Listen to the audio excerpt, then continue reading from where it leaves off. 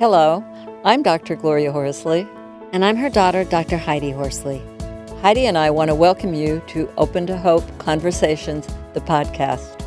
We believe that the greatest gift you can give yourself after a loss is hope, using this moment to connect with others who have not only survived but thrived. So let's get started.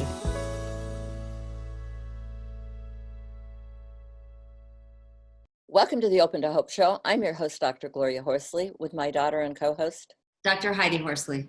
We have received a wonderful question from Carol, and we appreciate these questions because I know that there are many people who have the same issues that Carol does, and it really helps us to reach out to all of our millions of people that contact us on our web. Well, here's our question from Carol. Heidi. I lost my son 29 months ago, so that's a little over 2 years ago, after a battle with terminal cancer. Wow, that's tough. We know long-term illness, or it could be short-term. I know he's gone and that he's not coming back.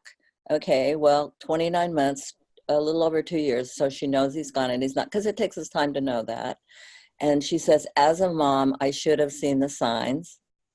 That's going to be an important issue to talk about. As a mom, I should have seen the signs and wonder if caught earlier, the outcome would have been the same. My son was killed in an automobile accident immediately, and I felt guilt because, parents, mothers are supposed to protect their kids.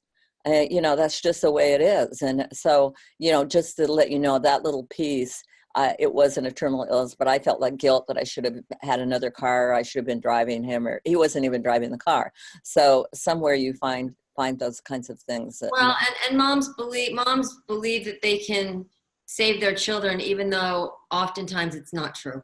Mm-hmm. And in this case, it certainly wasn't true. I mean, oftentimes doctors don't even realize people are sick until it's terminal. Right. So if professionals can't even pick that up, then how are parents expected to pick it up? Yeah, exactly. But the parents expect that of themselves, Right. The kids, if they have problems, it's a guilt place. So Heidi, you want to talk a little bit more about the son? I know you were talking about adult kids. I said, well, I just want to normalize that for Carol, like you said, it's normal to think that you can save your children. It's unrealistic because it's not always true, but it's normal that we think that we can. Mm-hmm. And my heart goes out to Carol because she's having all these, thoughts about would have, could have, should have, and I should have done it differently. The other thing I want to say for adult males, especially males, I think that they are socialized to walk it off and suck it up and not show pain, and big boys don't cry, all these messages boys are given. And so oftentimes they don't talk to their parents or, to other people about if they have pain. They just feel like they're being, weak, and they just walk it off.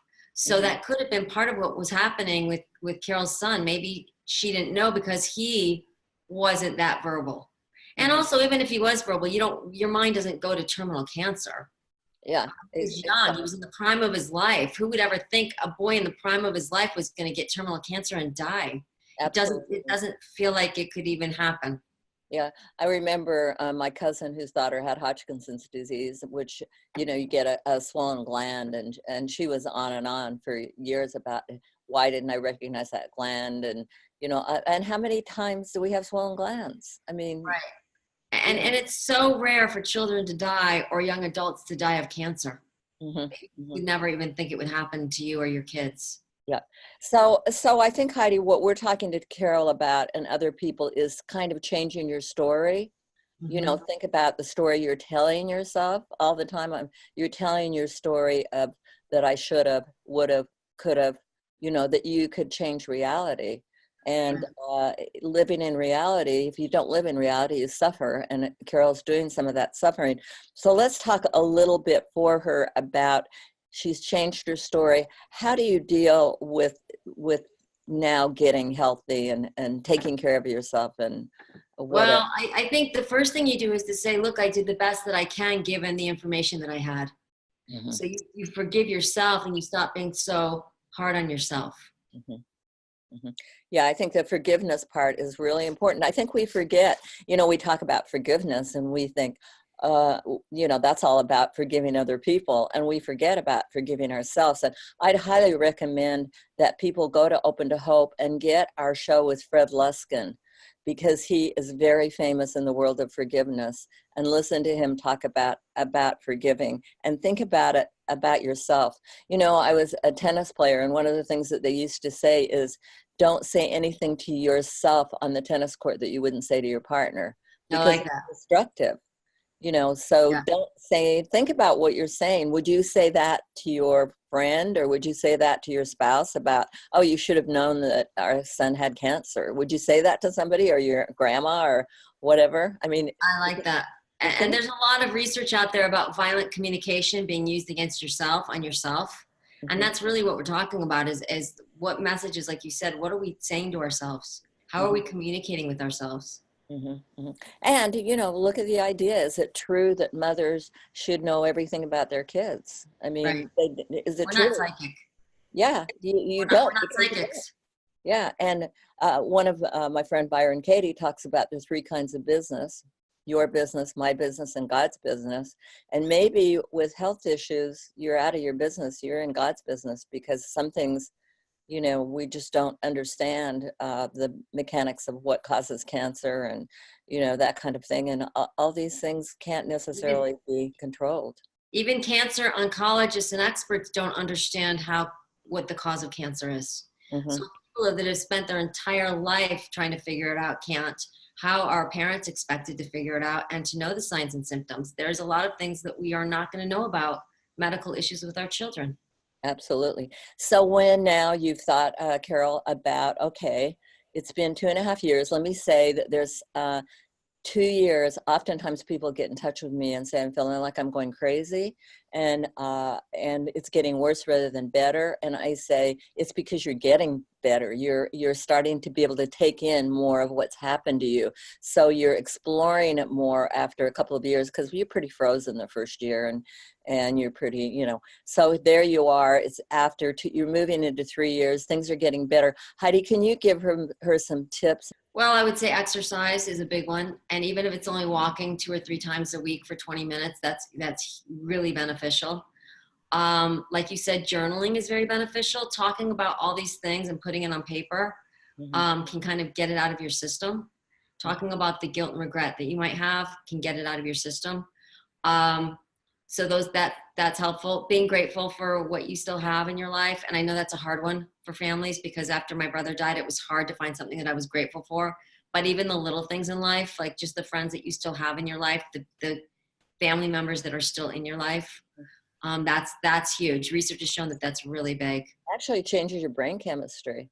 Yeah. Exercise and being grateful. Just, you know, you may just start out in the fact that you can get your foot out of bed in the morning and put your shoe on.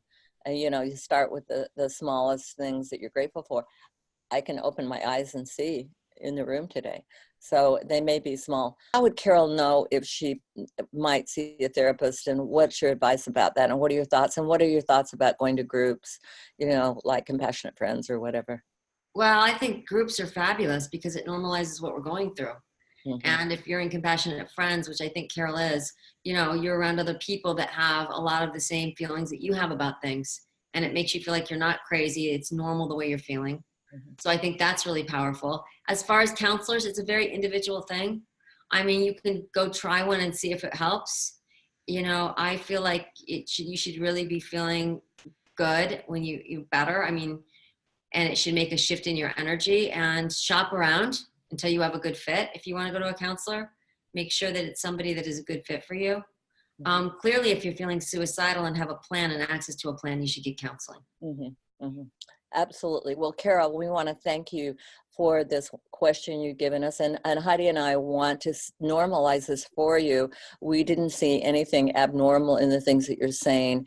But if it's, you know, too painful for you, you may need to reach out for professional help. But there are other people like your minister, your friends, or whatever. A friend of mine who's a psychiatrist used to say, if you could tell 3 people everything, you wouldn't need to therapy. So anyway, thank you again. And we want to thank everybody for watching this video. And Heidi and I always want to remind you, if you've lost hope, please lean on ours until you find your own, and God bless. I'm Dr. Heidi Horsley. You have been listening to Open to Hope, the podcast. You can follow Open to Hope on Facebook, Instagram, and Twitter. To learn more, visit us at opentohope.com and go to Apple Podcasts to subscribe. I'm Dr. Gloria Horsley. Join us again next week for another Open to Hope conversation, where we invite you to lean on our hope until you find your own.